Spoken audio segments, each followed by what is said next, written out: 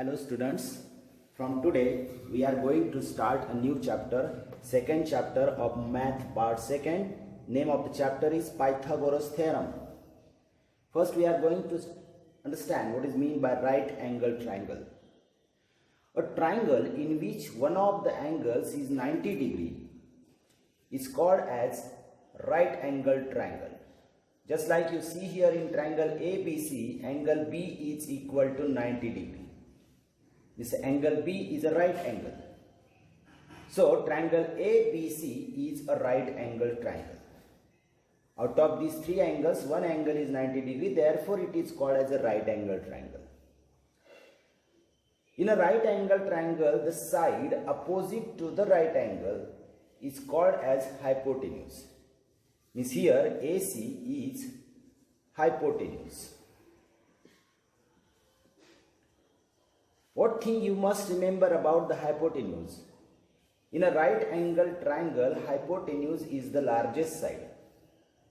Means here in triangle ABC, AC is the largest side. It means AB and BC are smaller than AC. It is the largest. Other two sides are called perpendicular sides, or they are also called sides containing the right angle. Means here in triangle ABC, side AB and side BC are perpendicular sides, or the sides containing the right angle. One more thing you have to remember is that the remaining two angles other than right angle are acute angles. Acute angles means less than 90 degree.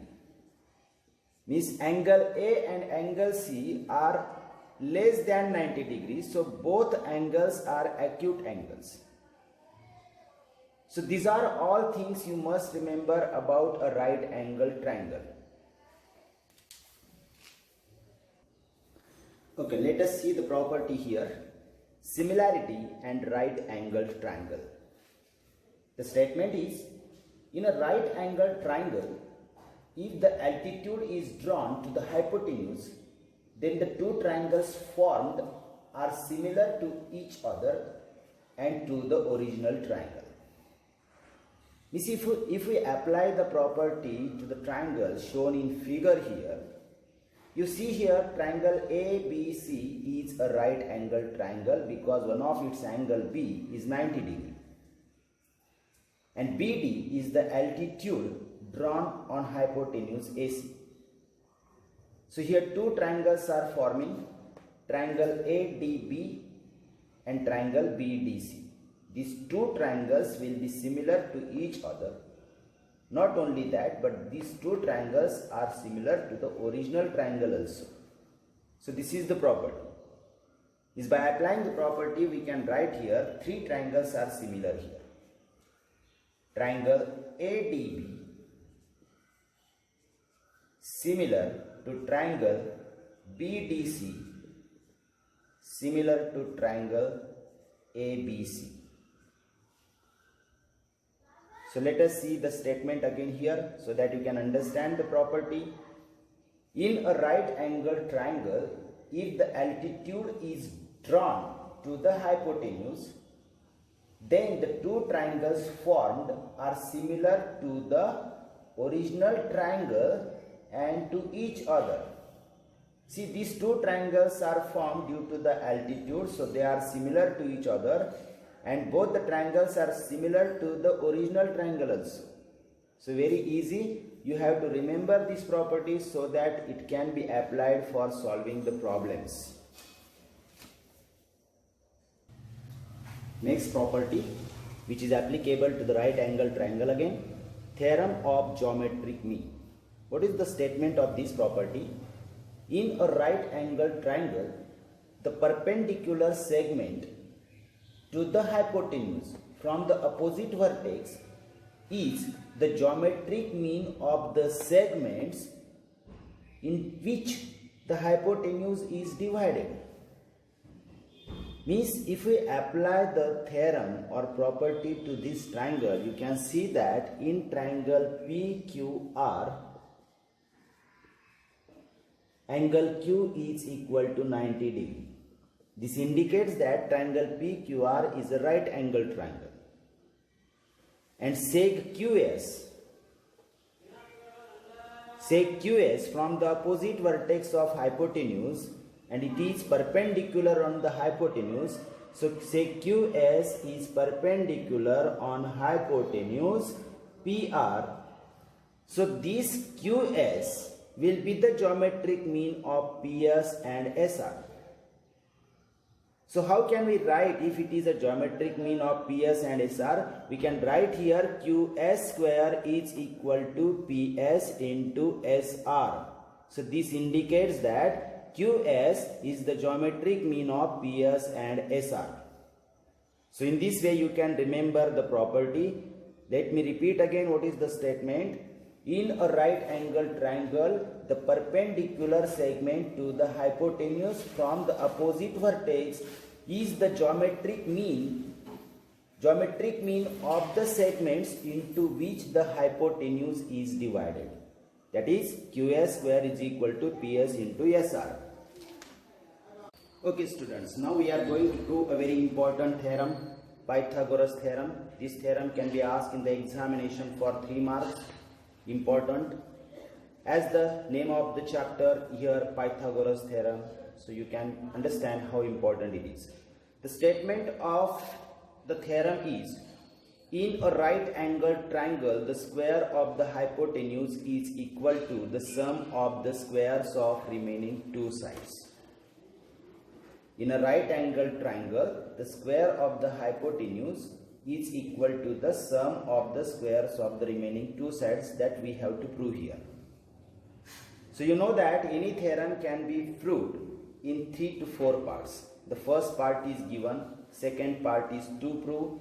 If there is any construction, then the third part is construction.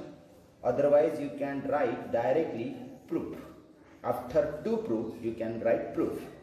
But in this theorem we have done some construction. BD is drawn perpendicular on AC. See, dotted part is construction, so we have to write construction here also. Now let us write first part here, given. Given means what do you see in a figure? In triangle ABC, angle ABC is equal to 90 degree. Angle ABC means angle B is 90 degree. It means that this triangle is a right angle triangle. To prove, what is to prove here? What we have to prove? We have to prove the square of hypotenuse is equal to the sum of squares of remaining 2 sides. Means we have to prove AC square is equal to AB square plus BC square. So this is the part we have to prove. Now construction. Construction can be clearly seen here in a figure. Sec BD is drawn on hypotenuse AC. Sec BD perpendicular on hypotenuse AC. So this is construction. A proof. The fourth part of the theorem is proof, which is very important. Now how can we prove? See here, according to construction wise, sec BD is perpendicular on hypotenuse, due to which the 2 triangles are formed. So by the property of similarity and right angle triangles, these 2 triangles are similar to each other and both are similar to the original triangles. So first we can write here in triangle ABC, angle B is equal to 90 degree, which is a given part. You can see in a given angle B is 90 degree, and sec BD is perpendicular on hypotenuse AC. This is the construction part. So you can write here reason construction. Now if we write this line, this automatically indicates apply the property of similarity on right angle triangle. These three triangles are similar here. Which three triangles? Triangle ADB is similar to triangle BDC is similar to triangle. The original triangle is triangle ABC. So while writing this step, you have to take care of correspondence also. If you don't take care of correspondence, you will not be successful to prove this theorem. So give importance to correspondence while writing the names of the triangles. Now give this reason: similarity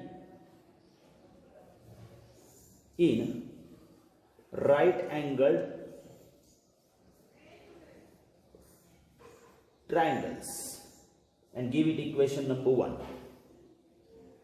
First, you have to take the pair of one triangle and the original triangle. Means you can write here triangle ADB is similar to triangle ABC.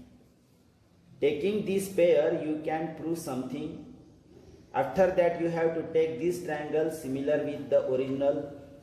You get another step from that, and then you can think of further. So first we are going to take this pair. Triangle ADB is similar to triangle ABC. When the two triangles are similar, their corresponding sides are in proportion, that we have studied in similarity. And while writing proportion, you have to take care which side is repeated here. See, AB side can be repeated. So AB upon AC, according to correspondence wise, AB upon AC is equal to, if we want to repeat AB here to the denominator, here the side will be AD. So AD upon AB. If we cross multiply, AB into AB, AB square is equal to AC into AD. Give this equation number 2. Similarly, if we take this triangle similar with this triangle, and triangle BDC is similar to triangle ABC. Now from where you have written this, you can give the reason from 1. So there will be no confusion. Again, the corresponding sides can be taken in proportion. While writing this proportion, again see which sides can be repeated here. See, BC side and BC side can be repeated. If we take BC, the denominator will be AC. BC upon AC. And again if we write here BC, so side DC will be there. So DC upon BC. The reason to this is, here also you can give corresponding sides of similar triangles. In the same way you can write here corresponding sides of similar triangles. Now by cross multiplying, BC into BC, BC square is equal to AC into DC. AC into DC square. Give this equation number 3. Now from 2 and 3, and if we look at to prove, see here the right hand side is AB square plus BC square. So if we add equation 2 and 3, we get AB square plus BC square means right hand side of 2 proof. So let us adding equations 2 and 3, we get AB square plus BC square. This is the addition of left hand sides. Now we will add right hand sides. AC into AD plus AC into DC. Now there is no change in the left hand side. What we can do in the right hand side? There are 2 terms. Out of these 2 terms, we can take AC as a common. If AC is taken common, inside the bracket we can write AD plus what remains here? DC. Now AC will be as it is. And if we look at this in the figure, AD plus DC, you can see that it is AC. So again you can write here AC. Why do you write AC in place of AD plus DC? Because you can see A dash D dash C means D is in between A and C, and all the 3 points are collinear. So the right hand side is AC square. and left hand side as it is AB square plus BC square. It means you can write here, that is, shift the sides, left side to the right and right to the left. If you shift these sides, you get the final answer, that is AC square is equal to AB square plus BC square, and in this way you can prove the theorem. Very easy, just look at each and every step properly and remember, because it is asked in the examination to prove the theorem.